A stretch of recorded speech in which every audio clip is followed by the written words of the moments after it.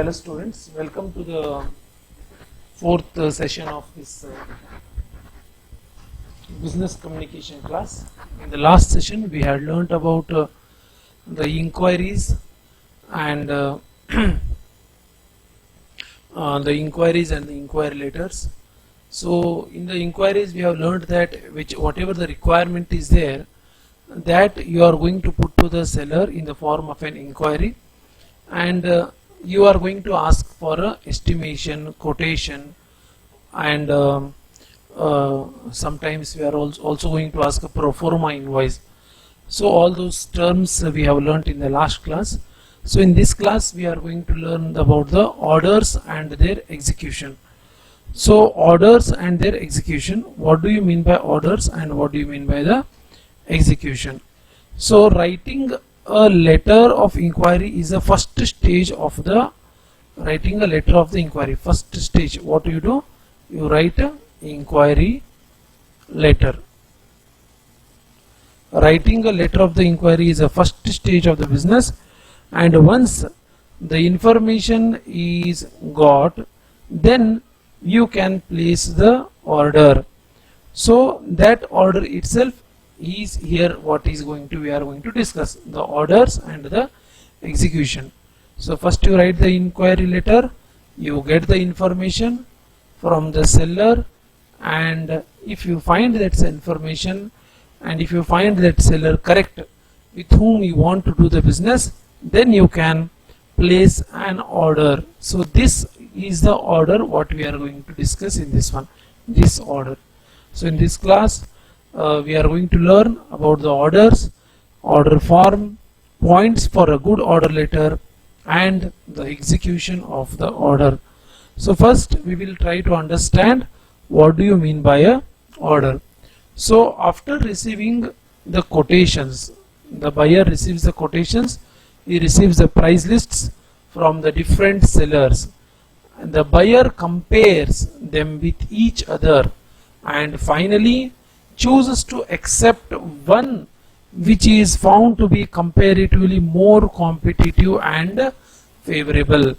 Say for example, you are running an institution and you are in requirement of some notebooks. So will you just go and purchase the notebooks from single buyer? No. You will do the inquiry, you will ask what is the quality of the notebooks that they are going to get. Then and finally when you are satisfied with the quality, you are satisfied with the price, then you are going to select the seller who is going to sell you the notebooks.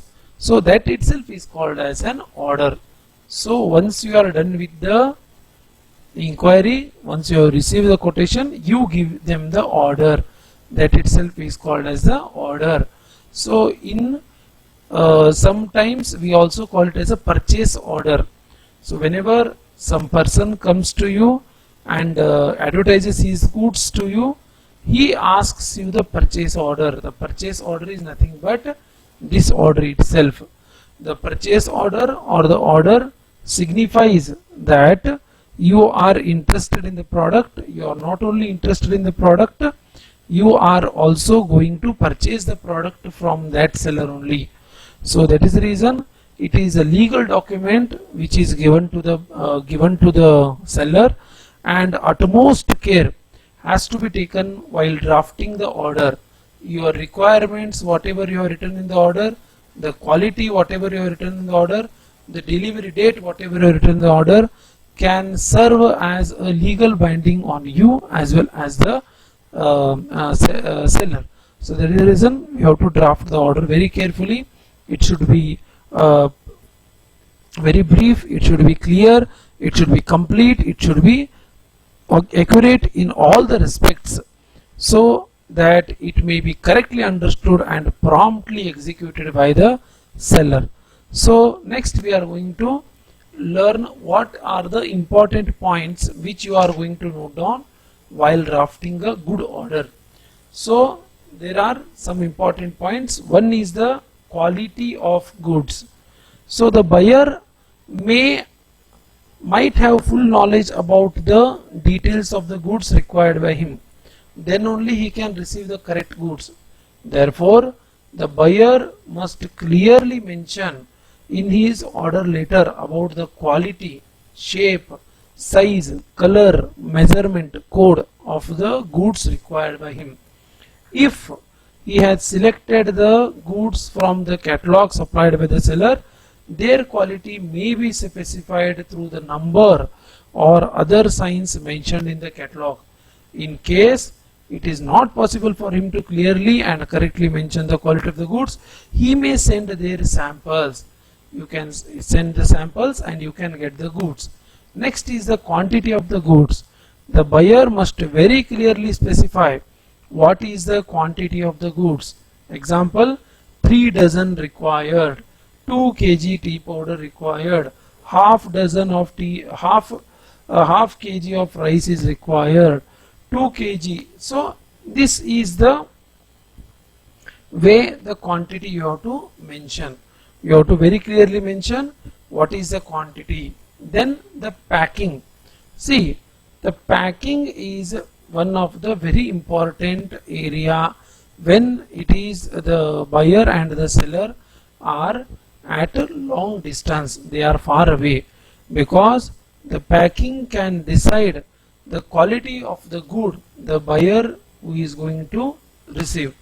So if the buyer wants a very specific quality, a very special kind of packing, he should clearly mention this is how the packing has to be done, and whatever the cost, additional cost of the packing, that should be borne by the buyer or the seller, should be clearly mentioned in the order.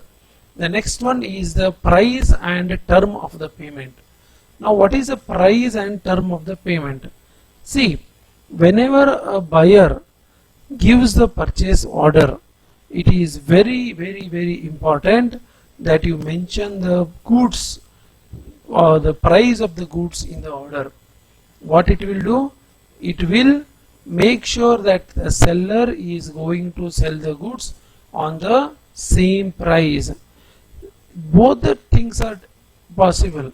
See, if you are mentioning, if the buyer is mentioning the price, the seller may sell at the same price. If the buyer is not mentioning the price, the seller may increase or seller may decrease the price.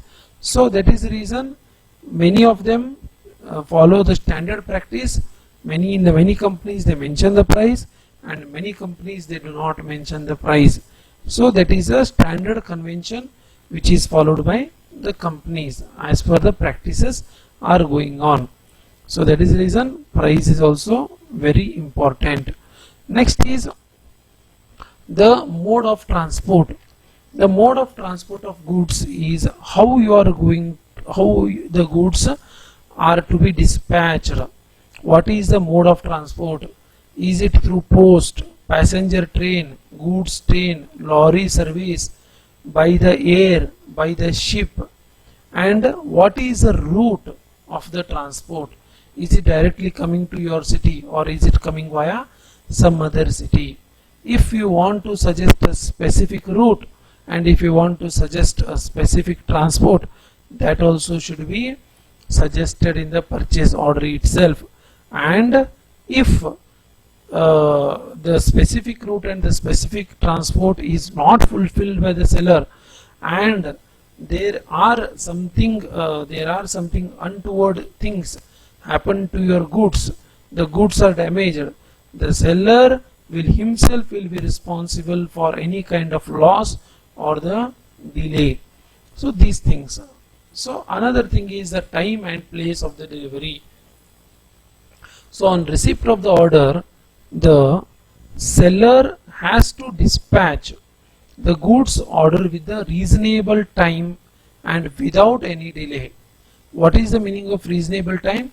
Reasonable time is that time which is depending upon the size of the order, the distance between the place of the seller and the buyer, and the trade practices.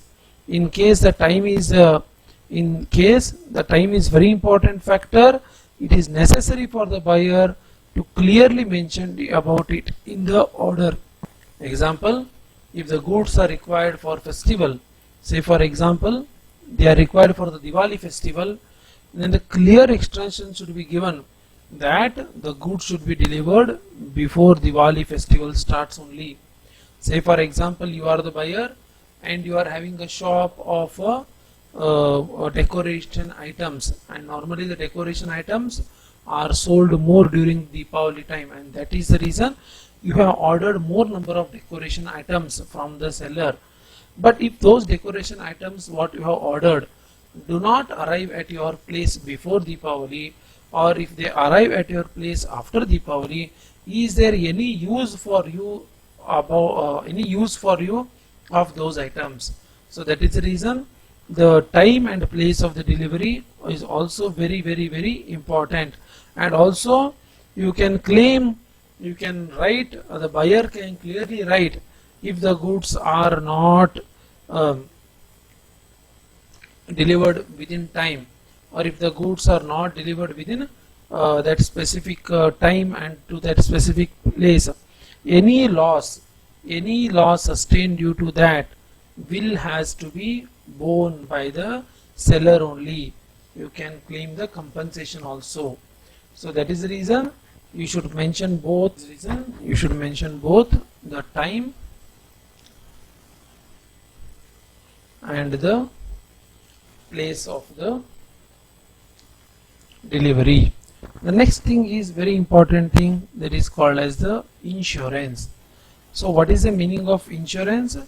Insurance is normally insurance is make what we call the compensation. The compensation if the goods are lost or any loss is happening to the property, that is called as the insurance. So mainly in the case of gold ornaments, the valuable articles, the glassware, or the highly what we call very weak kind of articles which are breakable in nature, so those articles require the insurance, because if something goes wrong during the transport, what happens, the insurance company will in fact make it good. The loss will be made good by the insurance company. So that is the reason insurance is also one of the very important feature which has to be mentioned in the purchase order. So insurance comes with a cost. That cost either should be paid by the buyer or should be paid by the seller, depending upon the terms of the business.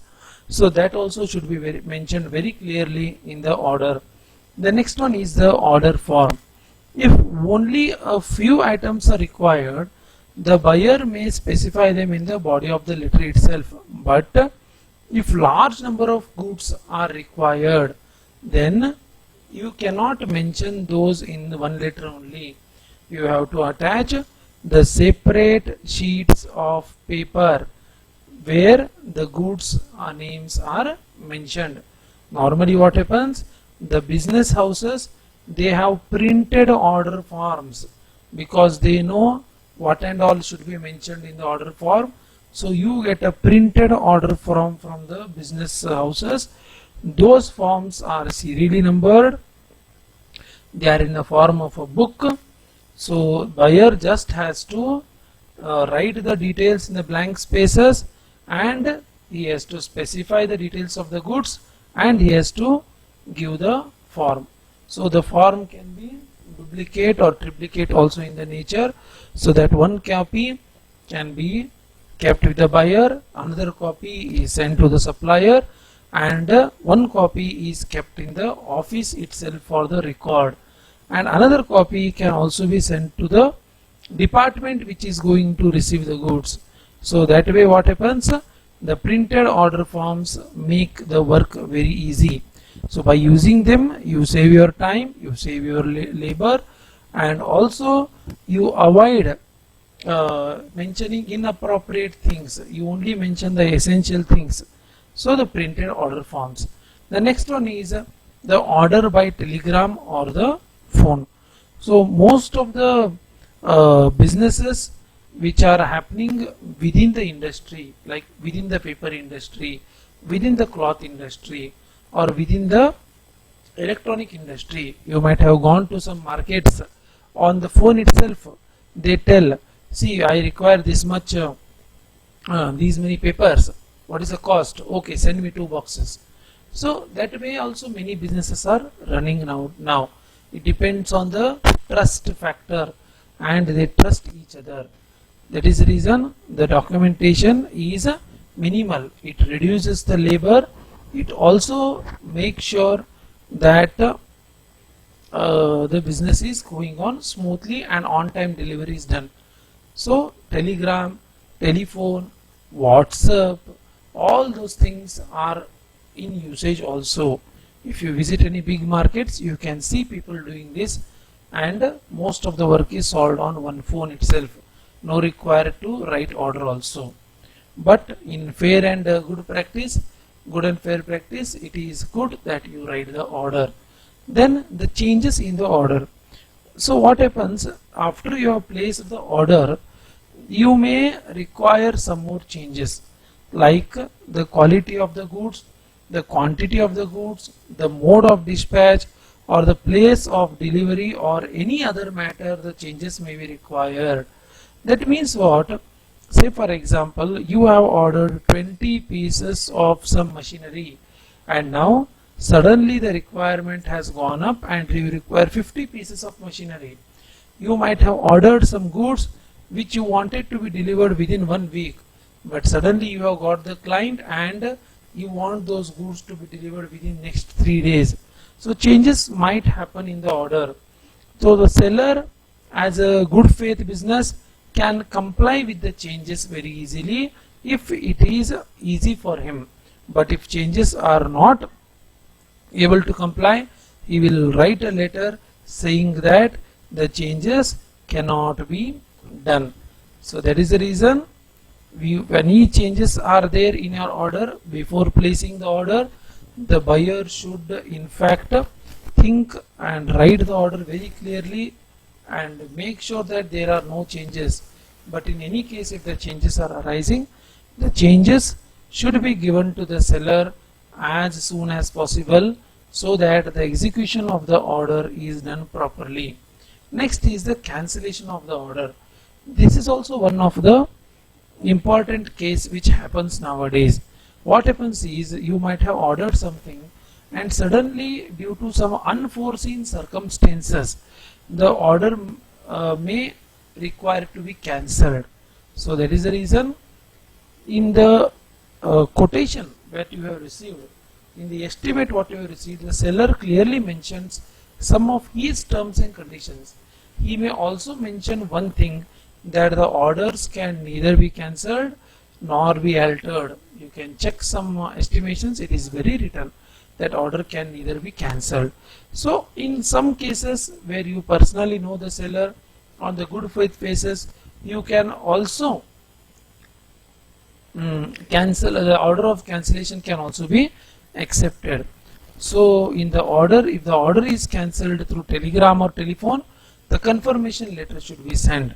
And if there is a execution delay of the order from the seller side, you can even cancel that from the seller point of view. However, everything requires pre-noted the terms of the business.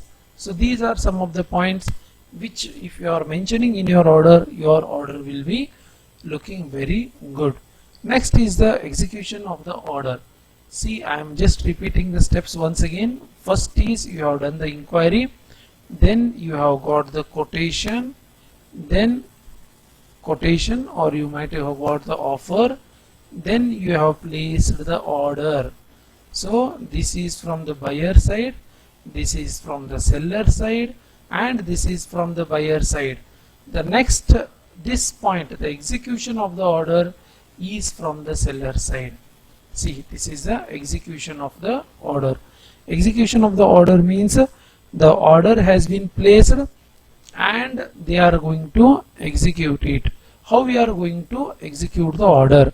See, the seller should make a note of the following points while executing the order. One is, first is, he has to acknowledge the order. Immediately on the receiving the order, the letter should be sent by the seller that thank you, we have received the order, acknowledged. If in the mail, you have to reply the mail, acknowledged, your order has been acknowledged, received and acknowledged. So there is a reason, first the seller has to acknowledge the order. So that is the reason in the acknowledge he should also indicate the time when the order will be executed, and if he finds it impossible to execute the order immediately, he should express the regret, explaining the reasons as to how the delay is inevitable.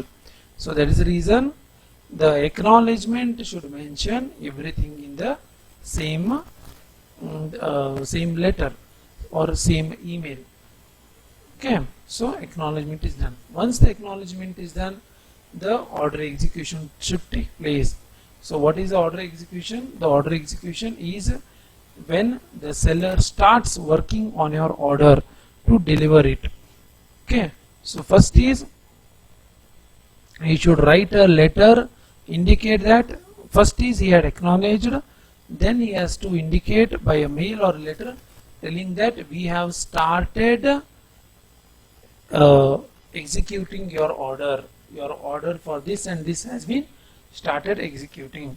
I will give one small example.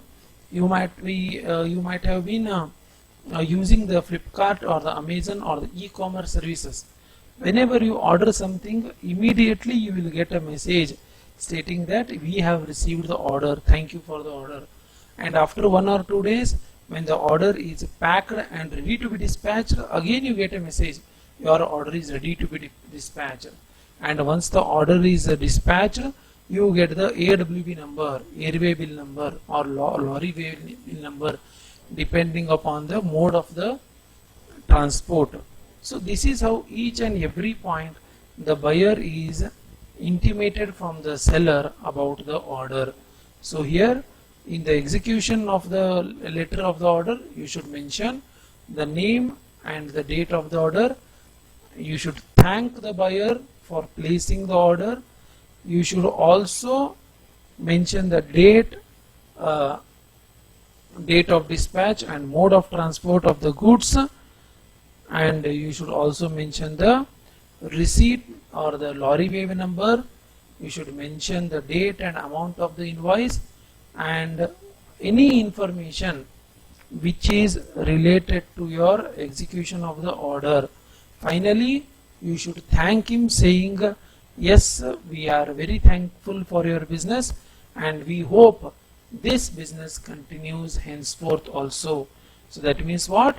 Your expression of hope of receiving the further orders. So an alert businessman will not be satisfied with the orders on hand. It would be his endeavor to secure such orders in a continuous flow, therefore making the best use of order in hand. He will make efforts in the direction of securing further business. So for this purpose, the letter may show that this is this letter may even serve as an offer letter for the further business. Correct? Everyone wants to enhance the business, so this letter may show the order. There is also some chance where you are unable to execute the order. You have received the order, but you are unable to execute. It is gone down. I am writing it here. You are unable to execute the order. Inability to execute the order. So what happens in the point of time? At that point of time, you should very clearly tell the seller that we are unable to execute the order through the letter. Letter should be written very courteously and it should be very clear, and it should mention what are the reasons you are unable to execute the order.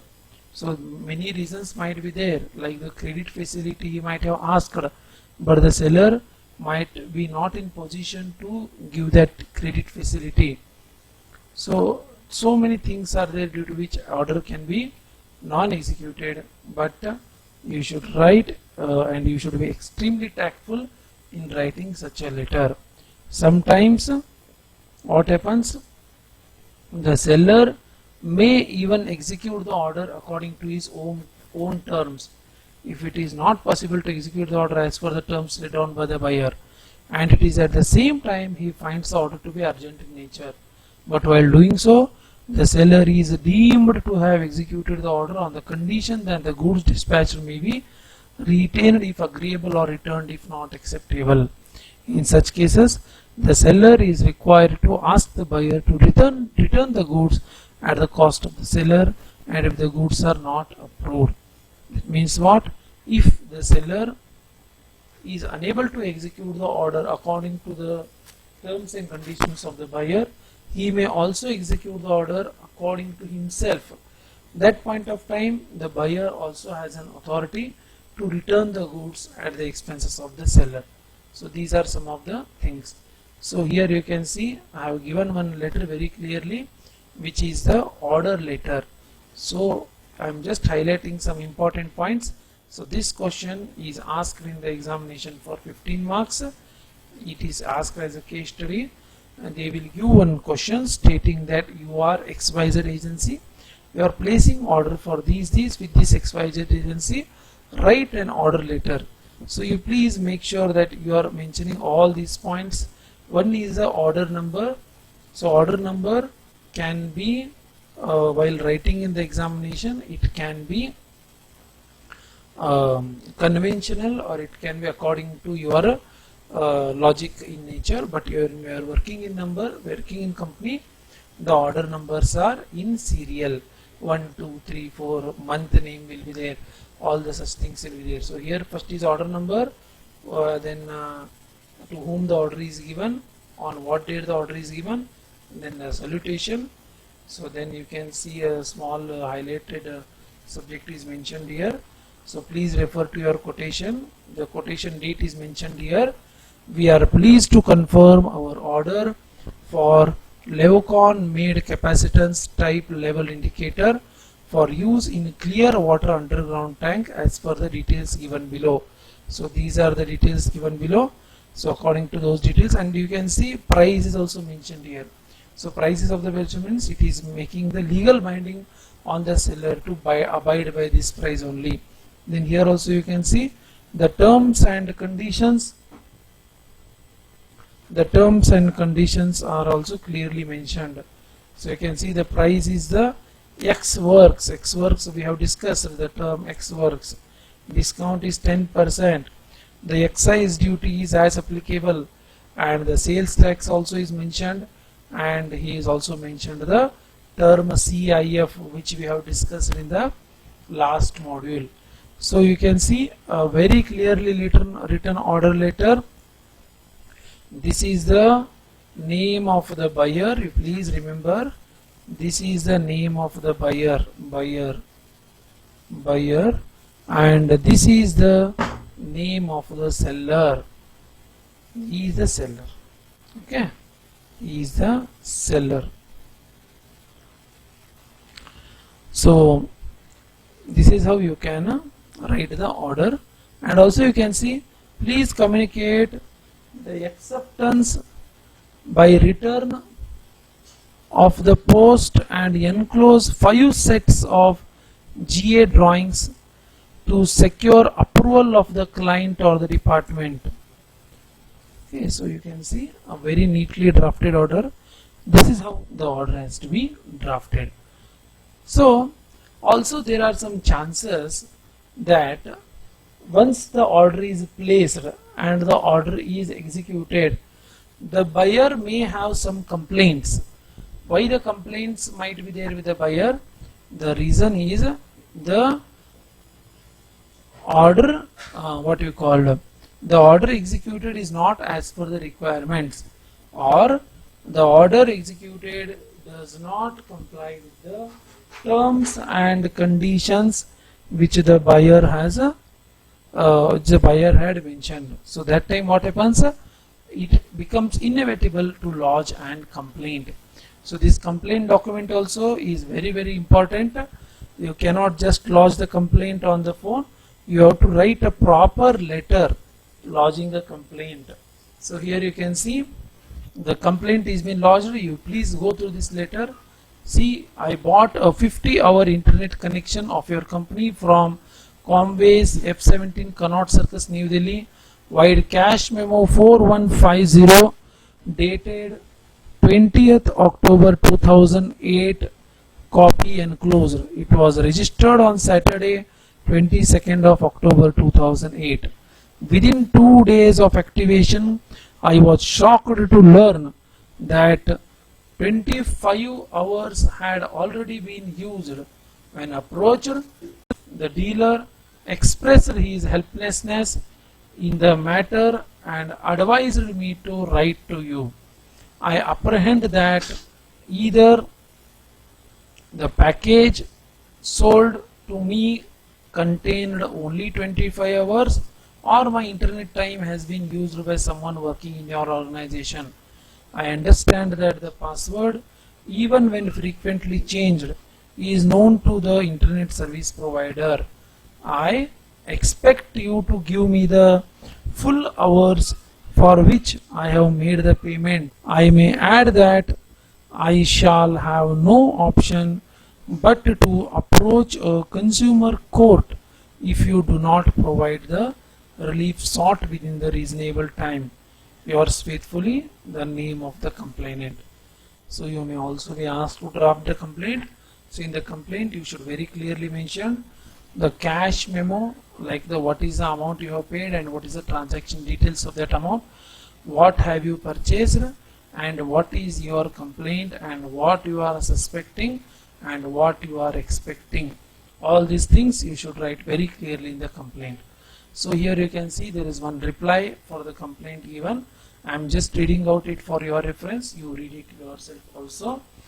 We are sorry to receive your complaint of 25th October. We have looked into the matter and found that the dealer sold you the right package.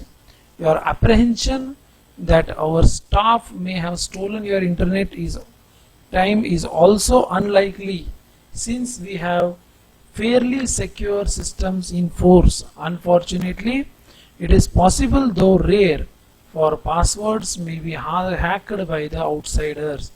It is quite possible that someone managed to steal your password. We have added 25 hours of internet time you lost to your account free of charge. We also wish to assure you that we are constantly striving to make our systems more secure. May we suggest you to change your password more frequently. We sincerely regret the inconvenience caused to you and wish you a very happy service.